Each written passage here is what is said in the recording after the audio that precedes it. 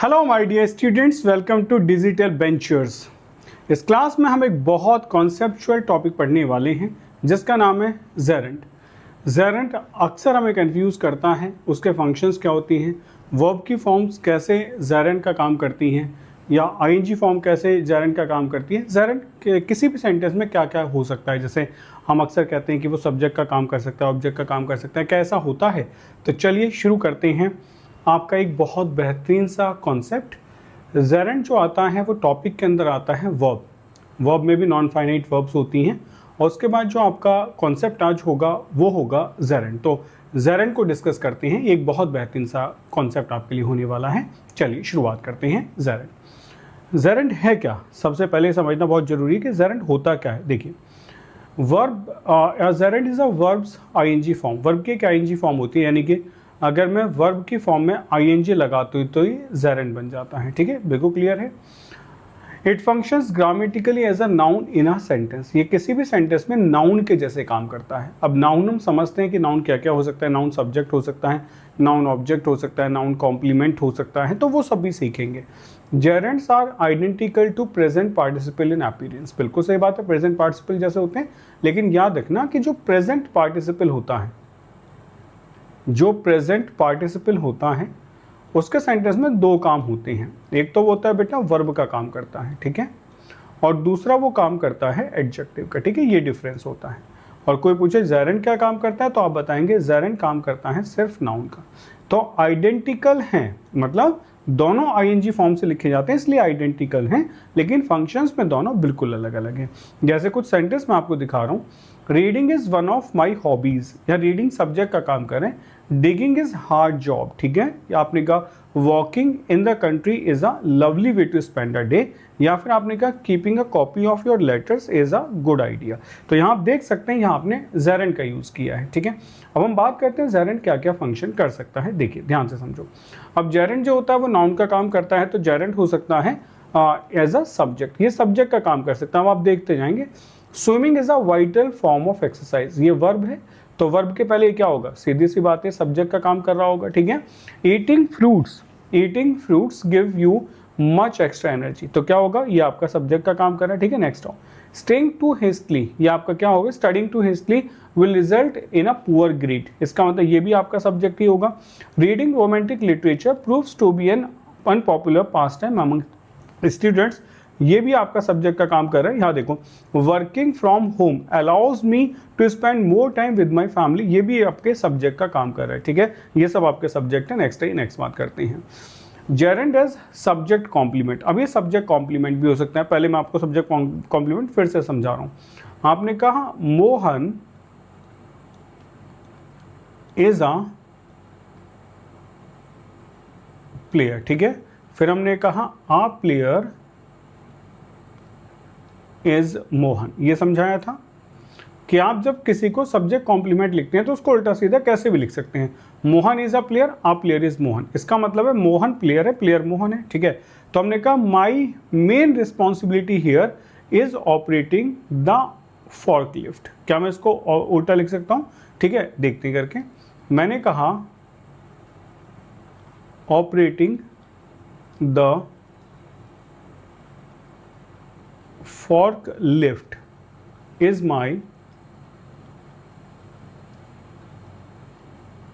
main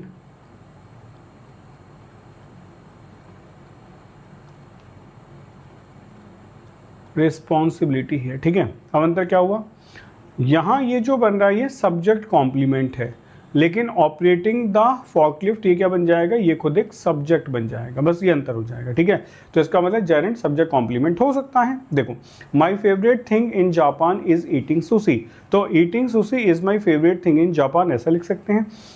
the best thing in life is spending time with loved ones, spending time with loved ones is best thing in life, आप ऐसा भी लिख सकते हैं। तो Geraint जो होगा वो एक सब्जेक्ट कॉम्प्लीमेंट हो सकता है। नेक्स्ट आइए, जेरेंट क्या हो सकता है, ऑब्जेक्ट ऑफ अ प्रपोजिशन हो सकता है। अब जैसे कोई प्रपोजिशन होती है, देखो याद रखना, प्रपोजिशन के बाद जो ऑब्जेक्ट आता है वो कितने परसेंट आता है वो मैं आपको बता दूं। प्रपोजिशन के बाद 100% ऑब्जेक्ट आता है, 100% होगा, याद रखना कि प्रपोजिशन के बाद 100% ऑब्जेक्ट आते हैं। You can not right a preposition without object, ठीक है। अब ये जो ऑब्जेक्ट होते हैं तीन चीज़ें हो सकती हैं, या तो कोई नाउन हो सकता है अगर हम ऐसे लिखें, या फिर कोई प्रोनाउन होगा, ठीक है। जो भी नाउन या प्रोनाउन होगा वो हमेशा ऑब्जेक्टिव केस का ही होगा, ठीक। और तीसरी चीज, एक तो नाउन होगा, दूसरा प्रोनाउन होगा, और तीसरा क्या होगा, तीसरा हम कहते हैं अगर हम डायरेक्ट लिखेंगे जेरेंड, किसी भी प्रपोजिशन का तीसरा ऑब्जेक्ट जेरेंड हो सकता है। अब जेरेंड चूंकि खुद ही क्या है, वो एक नाउन है, तो आप ऐसे भी कह सकते हैं वो तो नाउन ही तो है, तो इसका मतलब प्रपोजिशन के दो ऑब्जेक्ट हो सकते हैं, नाउन एंड प्रोनाउन। नाउन की एक फॉर्म जेरेंड होती है, तो जेरेंड को भी आप प्रपोजिशन का ऑब्जेक्ट बना सकते हैं। तो after sneezing I always get hiccups, तो आफ्टर प्रपोजिशन के बाद स्नीजिंग क्या है, ये इसका ऑब्जेक्ट होगा, यही आपका जेरेंड है। I will improve my health by running, ये इसका ऑब्जेक्ट होगा। He is not against marrying, बेटे ये इसका ऑब्जेक्ट होगा। He is capable of leading, ये इसका ऑब्जेक्ट होगा। यानी कि किसी भी प्रपोजिशन का ऑब्जेक्ट जो होगा वो जेरेंड हो सकता है, ठीक है। नेक्स्ट आइए, next, gerund is direct object of some verbs, बेटा कुछ वर्ब का ऑब्जेक्ट भी तो हो सकता है। आई लव व्हाट, हमें याद है ना कि जब हम लिखते हैं सब्जेक्ट वर्ब एंड ऑब्जेक्ट, ठीक है, तो जब हम वर्ब से पूछते हैं हु माने कौन, हु इज द परफॉर्मर, तो आंसर हमेशा सब्जेक्ट होता है। और जब हम वर्ब से पूछते हैं हुम माने किसको, तो डायरेक्ट आप जो आंसर होता है वो आपका ऑब्जेक्ट होता है, लेकिन इनडायरेक्ट ऑब्जेक्ट होता है। फिर हम पूछते हैं व्हाट माने क्या, तो आपका जो आंसर होता है वो हमेशा क्या होता है, ऑब्जेक्ट होता है, लेकिन डायरेक्ट ऑब्जेक्ट होता है। तो आप देखो, I love what hiking, direct object है। I enjoy what eating, he remembered what turning off, direct object. They could not help what feeling sorry for Rohan, तो ये आपके डायरेक्ट ऑब्जेक्ट बन सकते हैं। तो इसका मतलब जेरेंड जो होता है वो डायरेक्ट ऑब्जेक्ट भी हो सकता है, ठीक है। चलिए आगे बढ़ते हैं, नेक्स्ट आओ, अब समझते जाएंगे। नेक्स्ट देखो, gerund as an object complement. अब सब्जेक्ट कॉम्प्लीमेंट हो गया, ऑब्जेक्ट कॉम्प्लीमेंट हो गया। पहले एक ऑब्जेक्ट कॉम्प्लीमेंट समझ लो क्या होता है, क्योंकि मुझे याद है कि जब मैं अक्सर ये पढ़ता था तो ये कंफ्यूजन होता था कि जो मैं बता रहा हूँ कि वो ऑब्जेक्ट कॉम्प्लीमेंट है या नहीं है, ठीक है। अक्सर मुझे भी ऐसा प्रॉब्लम होती थी, तो इसलिए मैं हर चीज़ समझाता हूँ कि पहले ऑब्जेक्ट कॉम्प्लीमेंट समझो, ठीक है। जैसे मैंने कहा क्लास मेड मोहन कैप्टन, ठीक है। तो क्लास मेड मोहन कैप्टन, ठीक है। अब ये बताओ, मेड हुम माने किसको, मोहन को, तो मोहन क्या हो गया, ऑब्जेक्ट हो गया। अब मोहन कौन है, कैप्टन है, कैप्टन कौन है, मोहन। तो क्लास मेड कैप्टन मोहन या मोहन कैप्टन, बात एक ही है। तो पहले ऑब्जेक्ट बनाओ फिर उसका कॉम्प्लीमेंट बनाओ, same. We came across him, ठीक है, अक्रॉस हिम, और हिम क्या है, लाइंग इन द यार्ड, जो लेटा हुआ था यार्ड में। My mother noticed the baby walking by himself, baby के बारे में बता रहे हैं ना, ऑब्जेक्ट कॉम्प्लीमेंट।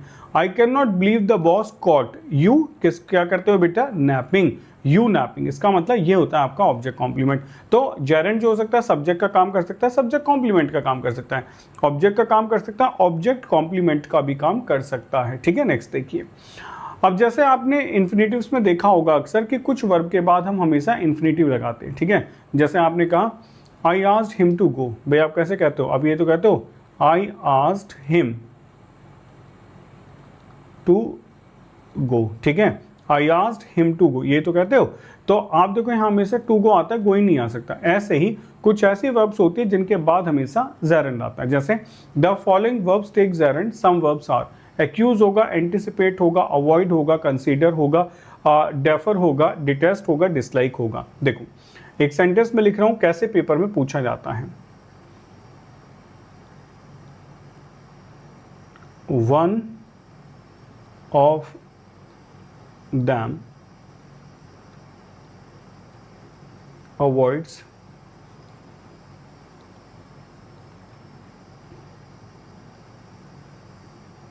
ठीक है, वन ऑफ देम अवॉइड्स। अब आपको दिए जाएंगे ऑप्शंस, ए ड्राइव,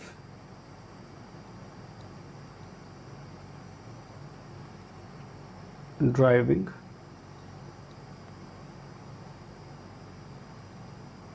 ड्राइव, ड्रोव। ऐसे एग्जाम में क्वेश्चन दिया जाता है कि one of them avoids in the night, ठीक है। तो आपसे कहा जाएगा क्या आंसर होगा। बच्चे बहुत सारी चीज़ें मिलाते हैं कि उनको लगता है वन ऑफ देम अवॉइड्स है, तो कभी कभी वो ड्राइव्स भी दे देते हैं कि ड्राइव्स दे दिया, तो लगता है one of them avoids drives in the night किए होगा, ठीक। लेकिन ये तो आपकी मेन वर्ब हो गई ना, मेन वर्ब आती है, अब इसके बाद इन्फिनेटिव आएगा, ठीक है। तो इन्फिनेटिव होगा तो ये वाला होगा, और जेरेंड होगा तो ये वाला होगा। ड्रोव हो नहीं सकता है, ठीक है, ड्राइव्स होगा नहीं। तो अब क्या लगाएं, तो ऐसे केसेस में याद करना होता है कि अवॉइड्स के बाद हमेशा जेरेंड आता है, तो करेक्ट आंसर ड्राइविंग होगा, टू ड्रोव नहीं होगा। यही क्वेश्चन पेपर में बच्चों को बहुत कंफ्यूज करते हैं, तो आप एक बार इनको याद कर लेंगे। ये वर्ब होती है जिनके बाद हम हमेशा इन्फिनेटिव का यूज नहीं करते हैं, जेरेंड का यूज करते हैं, ठीक है। अब इनकी कुछ एग्जांपल्स आप देख लो।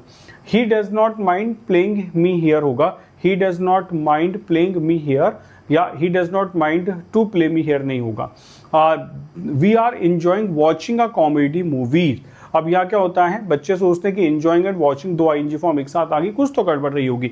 नहीं, इंजॉइंग के बाद हमेशा जेरेंड आता है, तो we are enjoying watching a comedy movie होगा, we are enjoying to watch नहीं होगा। He is avoiding taking tea in the morning होगा, he is avoiding to take tea नहीं होगा।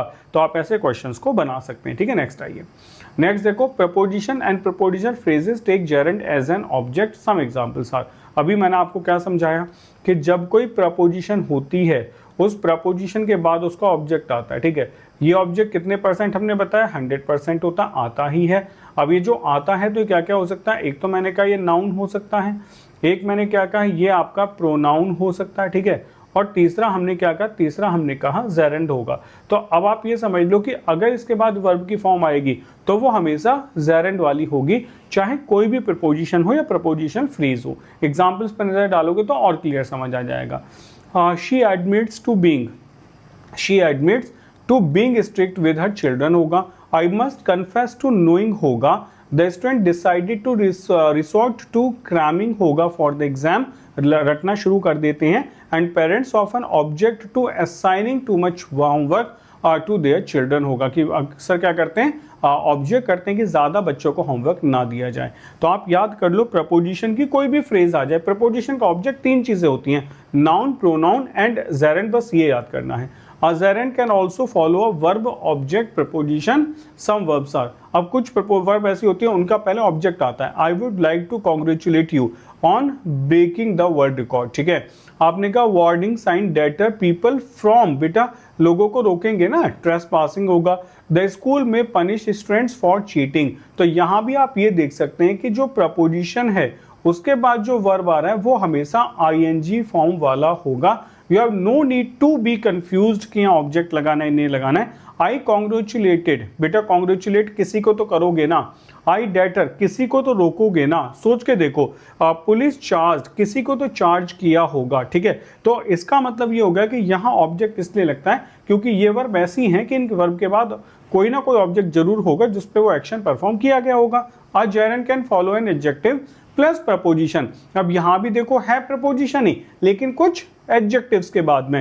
अब जैसे अफ्रेड एडजेक्टिव, अफ्रेड ऑफ होगा, अमेज्ड एट होगा, एंग्री अबाउट एट होगा, एनॉयड अबाउट एट होगा, एंग्शियस अबाउट होगा, शेम्ड ऑफ होगा, aware of, bad at, bored with, capable of, content with, dependent on, different from या टू, एक्साइटेड अबाउट या at, famous for, fed up with, fond of, good at, grateful for, guilty of, happy about या with, interested in, keep on, pleased about या with, ready for, responsible for, satisfied with, sorry about या for, successful in, surprised at, used to, worried about, wrong with, ऐसा कोई भी word होगा, यानी कि अगर आपका एडजेक्टिव होगा तो उसके बाद हम प्रपोजिशन जरूर लगाते हैं। सी what's wrong with borrowing a little money, what's wrong with borrowing होगा।